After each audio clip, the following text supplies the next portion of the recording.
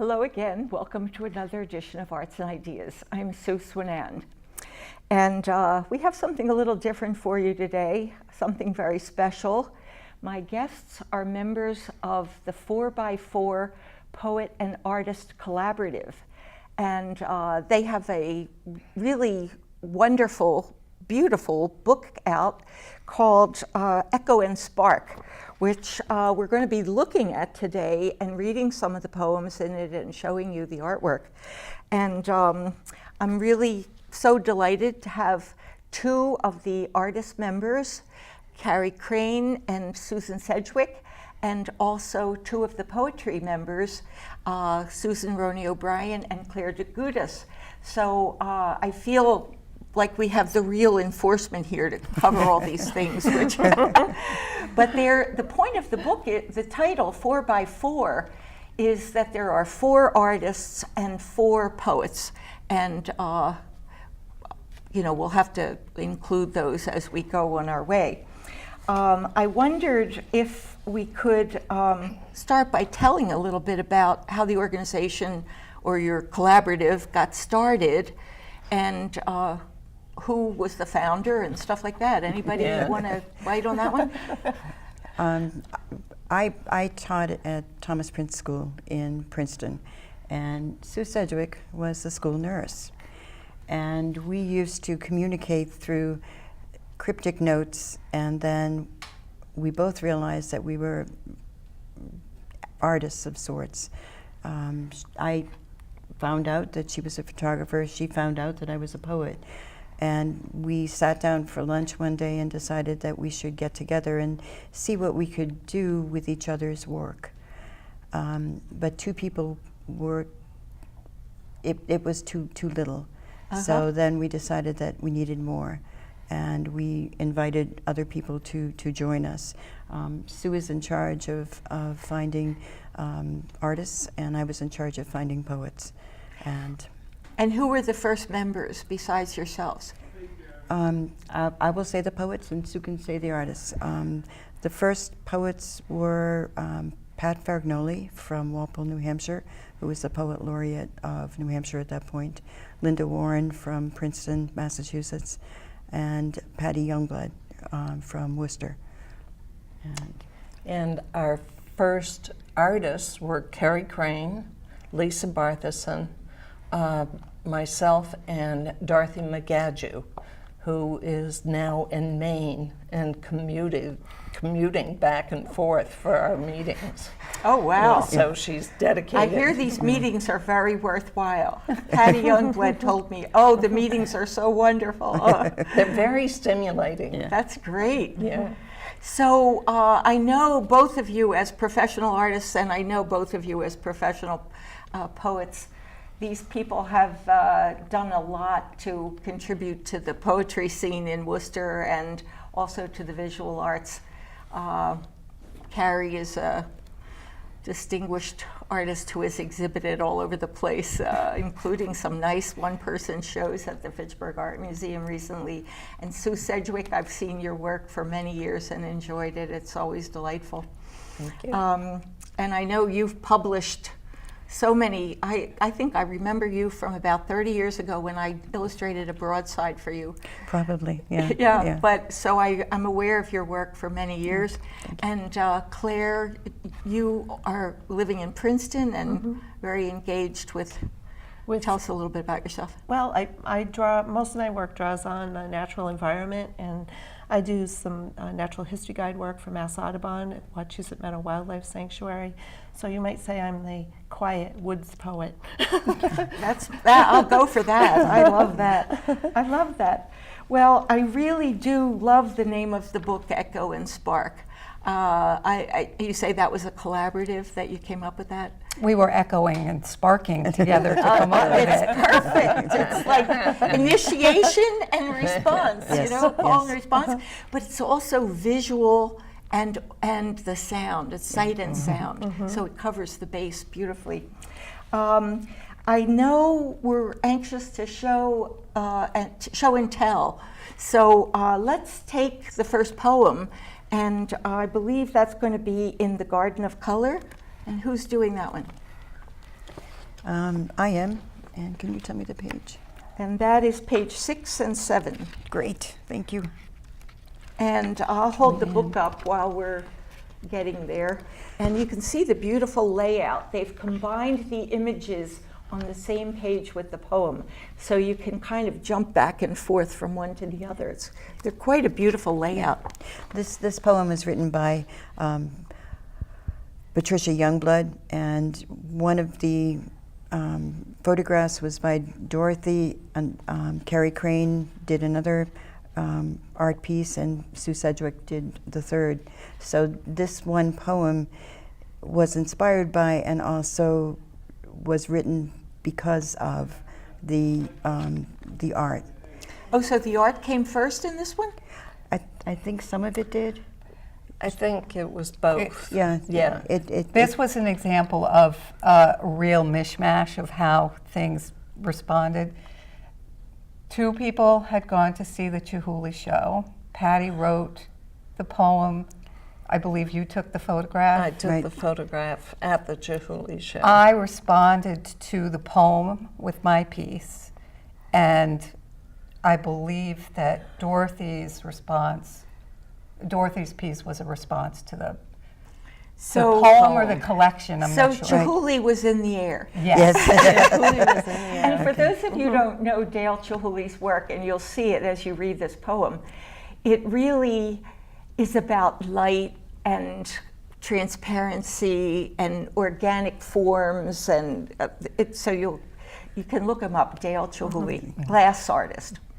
In the garden of the god of color, for Dale Chihuly. No intermediaries here except as evidence of creation, or its witness, only color, made undulant or spherical, upright, languid, coiled, spiked, organic. Especially that, especially the gleaming black, species ambivalent crawlers, swimmers in the foliage. But these are only words I can't stop here. Light and color limn reality. Green is peridot, the tree of life lava, ebullient. Here cobalt and turquoise make chords of blue I never heard before, and soaring lavender tapers, light, dreaming log falls of great white birch. Who would I be if I let myself rise and follow? Very nice, thank you. And looking, anybody want to say anything about the images? I would just say that Patty, who wasn't able to join us, she's in New Mexico, loves color and loves art. She and sure it does. and it comes through in her writing. Yeah, she really does. Sue, I wanted to ask you how this photograph came about, because it really looks like a Chihuly sculpture, the way it fans out and grows into space with its luminosity. It was a chandelier. It was dark in the gallery, and I had a low setting on my camera, and I moved. And this was I thought the you were result swinging of on the moving. chandelier. So it's that natural little Yeah. jiggle that made that wonderful Yeah. And I will amorphous say, kind of thing. Patty has introduced me to color, that because wonderful? it's always been So you're an really uncomfortable thing. So feeding off of each other. Yes. Absolutely. And Sue, being a photographer, you were always black and white then? I started black and white. Well, this would not be the same without that. So I want to know more about the process. You're starting to reveal how you bounce off each other, but when you do your meetings, like, does somebody come in with a poem, and then how does the process go? The poets come in with anywhere from 1 to 4 poems and read them, and the artists bring in work that is new, or actually I think it's the same with the poets. The Right. poems might be in response to something that we saw the last time we met, or they might be new, or they might be old, and it's the same with the artwork. It may or may not be a response. But I think our thinking is, if it's not a response, it's a trigger. Right. It's an echo. It's a spark. Yeah. So is it usually like an image in the poem that would grab your thought, or an image or color in the artwork? I mean, can you talk about that a little more? Like, Well, with or just the overall? the poem we just read, In the Garden of the God of Color, I responded in particular to the whole idea of color and the Chihuly thing, but there was something about this idea of there being a God with a garden of color. Whoa. That I just loved. And Yeah, so the my image piece was- is called From yes. the Color, I love that Color too. God's Garden. I love that too. So it was really, it was in the language very much. I like the line, species ambivalent crawlers, swimmers, because his forms are all like this, Right. which look like they could be alive, you know? That's great. So, so the image might come to you from a mental construct or abstract or an emotion, but also from an actual visual image or poetic image. Yes. Would you agree with that? Yes, one of the things that the poets are sure to do is to bring copies for all of the people so that they can think about them later. And the artists send JPEGs so that we can look at the images later and really think about it. Good because point. because it's very difficult to keep all the images in your head. Yes. Just And the same with the poem. I Yeah. mean, I know poetry is meant to be read aloud, but I always feel like I miss something as it goes by. Right. You know, Right. I needed more time on that line. yes, exactly. So it is nice to have a copy. Yeah. And the same with the visual piece, because I'm so sick of people spending 1 second to look at a work of art. You know, we're primed to do that. And to engage with the work, you really need to spend some time with it and have that experience come to you little by little, I think. When Dan Lewis, who was one of the earlier members, he came with Claire, who filled in for the two who left.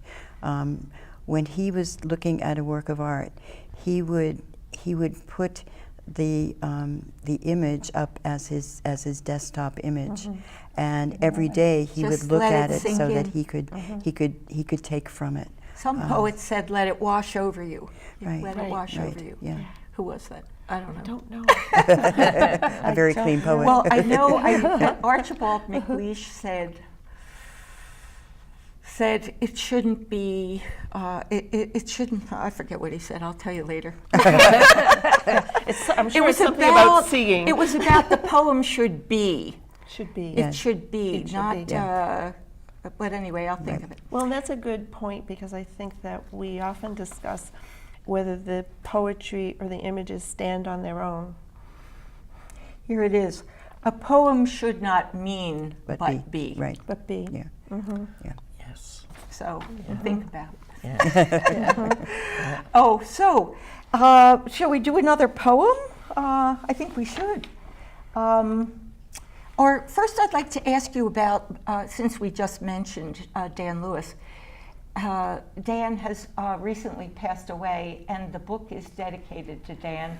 And I did have the pleasure of meeting him several times, and he was delightful. But does anybody want to comment about Dan a little bit and what he contributed? If there was something in this group that was the spark, it was Dan.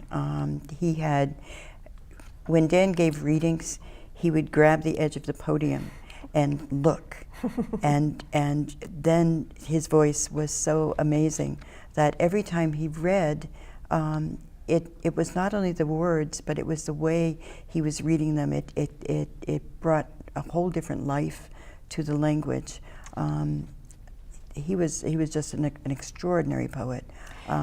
He put fire. He put his spark into you with fire. He really did. He would make poetry.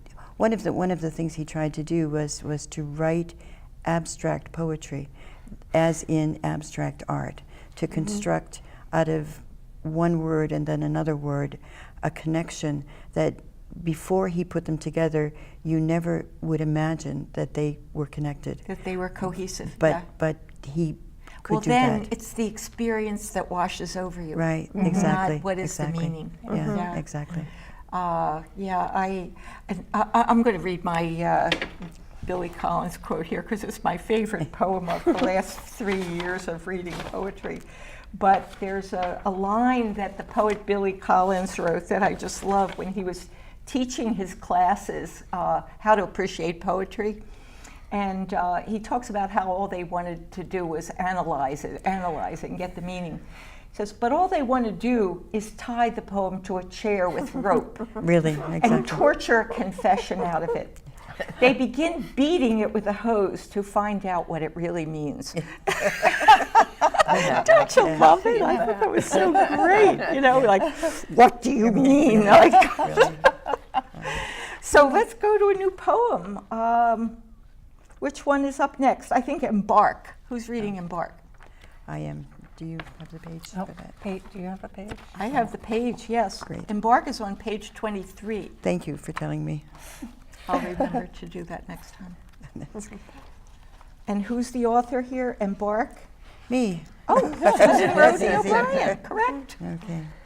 Embark. You read very beautifully, by the way, and Oh, I thank think you. reading is an art. That's why I don't want to read anything. But it's just really an art to tell the feelings and communicate the emotion through the voice. That makes me feel good. I grew up as a stutterer, so this is Wow. yeah. Embark. In the corridor of smooth stones, faces all turn toward sea. We rattle dream's cage, lean against each other, sing the note made when waves meet shore.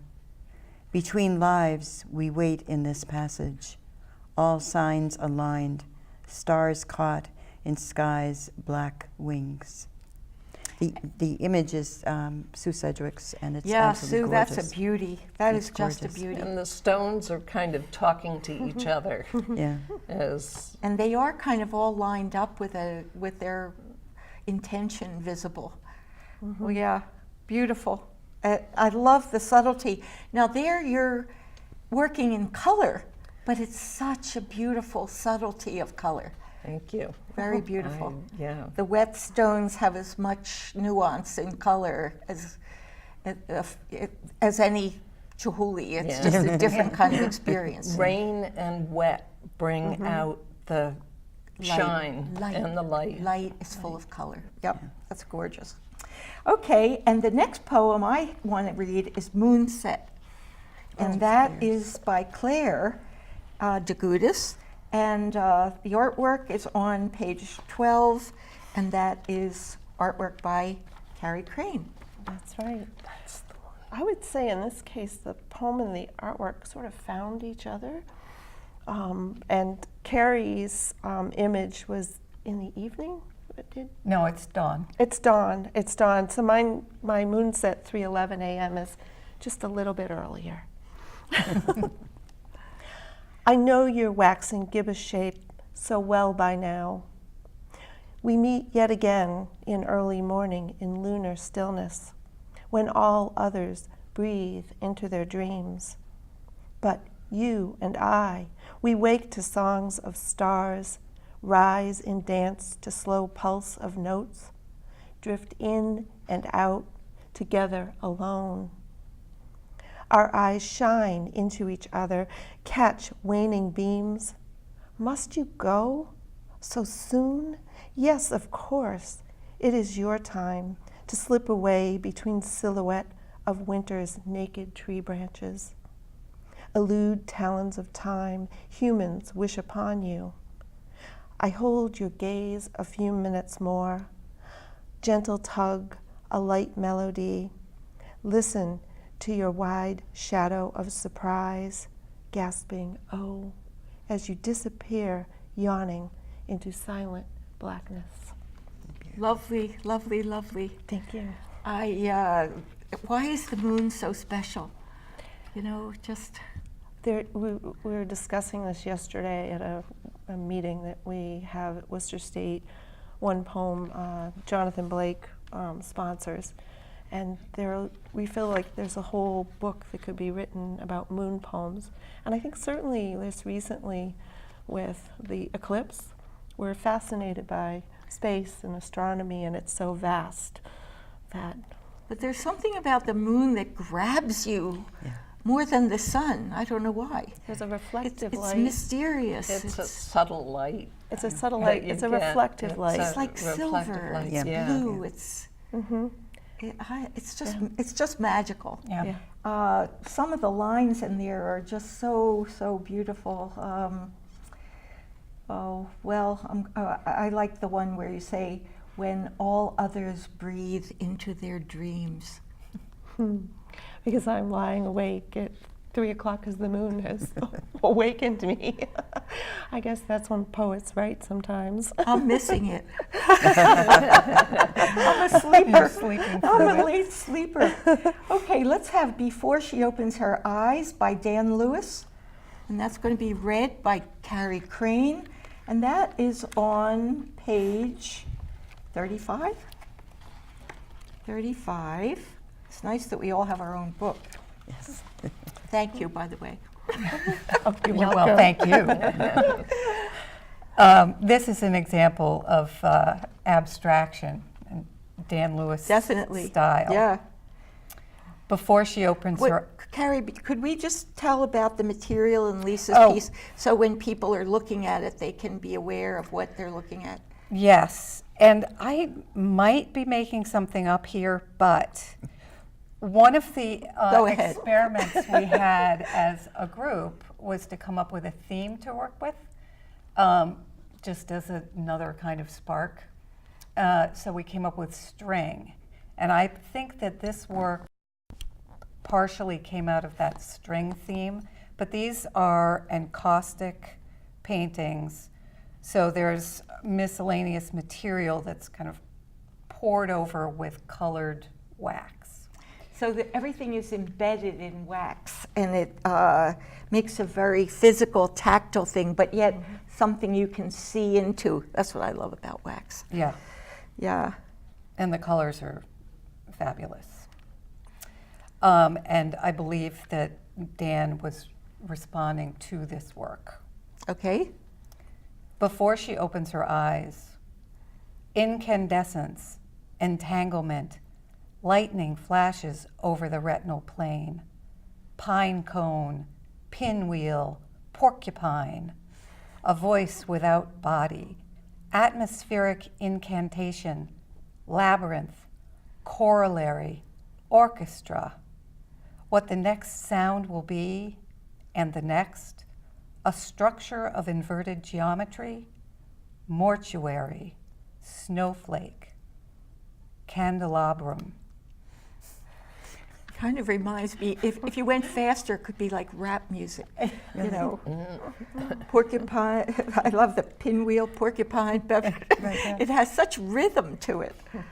And of course, it's completely structureless in a way. And so is Lisa's, except for the grid. Yes. Except for the 9 square grid, Lisa's work is formless in a way. It's just sensation. So very beautiful relationship there. Okay, we better get to another one because we're running late. And that would be What Stays by Patty Youngblood. And that is on page 5. And it's a real great one. So let's make sure we get that one in. And the artwork is by Dorothy. That's page 5. Okay, and who's reading? I'm reading. Okay. What Stays? It was the bluest sky you ever saw.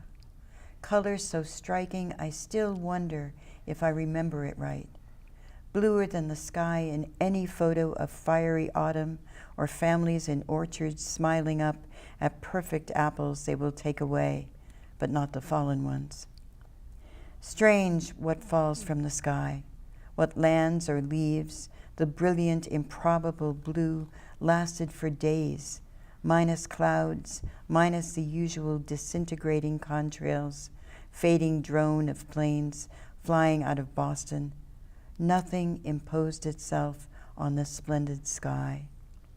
The absence was not bearable, but we bore it, waited too quietly for whatever was next, what new and ashes forms silence might assume. The unspoken danger of dissent, how quickly it came out of nowhere. I have to say that I read that one twice before it dawned on me. You know, you have to ask questions, like in the second paragraph, what falls from the sky, what lands and leaves, you know. And it sunk in on me slowly, like a heavy weight.